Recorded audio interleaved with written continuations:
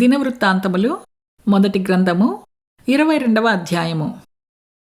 మరియు దేవుడైన యెహోవా నివాస స్థలము ఇదే అని, ఇశ్రాయేలీయులర్పించు దహనబలులకు పీఠము ఇదే అని దావీదు సెలవిచ్చెను. తరువాత దావీదు ఇశ్రాయేలీయుల దేశమందుండు అన్యజాతి వారిని సమకూర్చుడని ఆజ్ఞ ఇచ్చి దేవుని మందిరము కట్టించుటకై రాళ్ళు చెక్కువారిని నియమించెను. వాకిళ్ల తలుపులకు కావలసిన మేకులకేమీ చీలలకేమీ విస్తారమైన ఇనుమును, తూచశక్యము కానంత విస్తారమైన ఇత్తడిని, ఎంచ నలవి కానన్ని దేవదారు మ్రానులను దావీదు సంపాదించెను.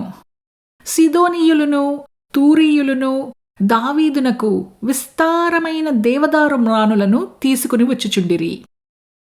నా కుమారుడైన సొలొమోను పిన్న వయసుగల లేదవాడు. యెహోవాకు కట్టబోవు మందిరము దాని కీర్తిని బట్టియు అందమును బట్టియు సకల దేశములలో ప్రసిద్ధి చెందునట్లుగా అది చాలా ఘనమైనదై ఉండవలెను. కాగా దానికి కావలసిన సాధన రాశిని సిద్ధపరచెదనని చెప్పి దావీదు తన మరణమునకు ముందు విస్తారముగా వస్తువులను సమకూర్చియుండెను.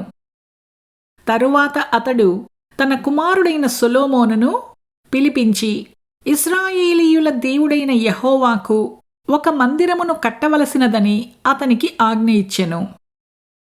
మరియు దావీదు సొలొమోనుతో ఇట్లనెను: నా కుమారుడా, నేను నా దేవుడైన యెహోవా నామఘనత కొరకు ఒక మందిరమును కట్టించవలెనని నా హృదయమందు నిశ్చయము చేసుకునియుండగా యెహోవా వాక్కు నాకు ప్రత్యక్షమై ఈలాగు సెలవిచ్చెను: నీవు విస్తారముగా రక్తము ఒలికించి గొప్ప యుద్ధములు జరిగించిన వాడవు. నీవు నా నామమునకు మందిరమును కట్టించకూడదు. నా సన్నిధిని నీవు విస్తారముగా రక్తము నేలమీదికి ఊడ్చితివి. నీకు పుట్టబోవు ఒక కుమారుడు సమాధానకర్తగా ఉండును. చుట్టూ ఉండు అతని శత్రువులనందరినీ నేను తోలివేసి అతనికి సమాధానము కలుగజేతును. అందువలన అతనికి సొలొమోను అను పేరు పెట్టబడును. అతని దినములలో ఇశ్రాయేలీయులకు సమాధానమును విశ్రాంతియు దయచేయుదును. అతడు నా నామమునకు ఒక మందిరమును కట్టించును. అతడు నాకు కుమారుడయ్యుండును. నేనతనికి తండ్రినయ్యుందును. ఇశ్రాయేలీయుల మీద అతని రాజ్యసింహాసనమును నిత్యము స్థిరపరచుదును.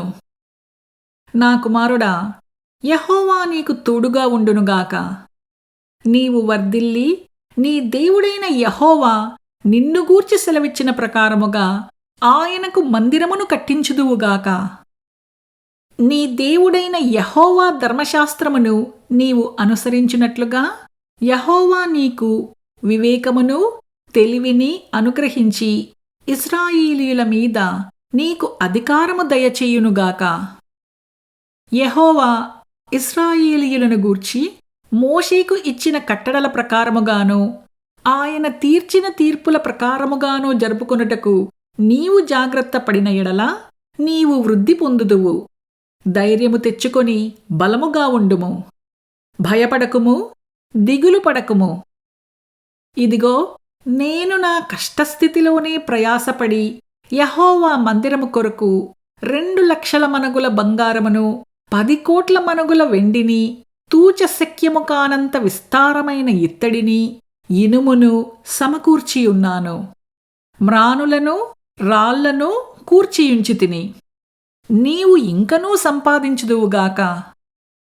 మరియు పనిచేయతగిన విస్తారమైన శిల్పకారులను, కాశీపనివారును, వడ్రవారును, ఏ విధమైన పనినైనను నెరవేర్చగల మంచి పనివారును నీ యొద్ద ఉన్నారు. లెక్కింపలేనంత బంగారమును, వెండియు, ఇత్తడియు, ఇనుమును నీకు ఉన్నవి. కాబట్టి నీవు పని పూనుకునుము. యెహోవా నీకు తోడుగా ఉండునుగాక. మరియు తన కుమారుడైన సొలొమోనునకు సహాయము చేయవలెనని దావీదు ఇశ్రాయేలీయుల అధిపతులకందరికినీ ఆజ్ఞాపించెను. ఎట్లనగా, మీ దేవుడైన యెహోవా మీతో కూడా ఉన్నాడు కదా.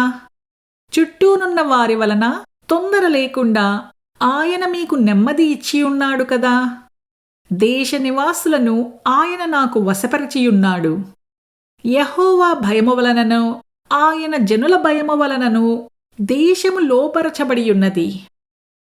కావున హృదయపూర్వకముగా మీ దేవుడైన యెహోవాను వెదుకుటకు మీ మనస్సులు దృఢపరచుకొని ఆయన నిబంధనా మందసమును, దేవునికి ప్రతిష్ఠితకరమైన ఉపకరణములను, ఆయన నామము కొరకు కట్టబడు ఆ మందిరములోనికి చేర్చుటకై మీరు పూనుకొని దేవుడైన యెహోవా పరిశుద్ధ స్థలమును కట్టుడి.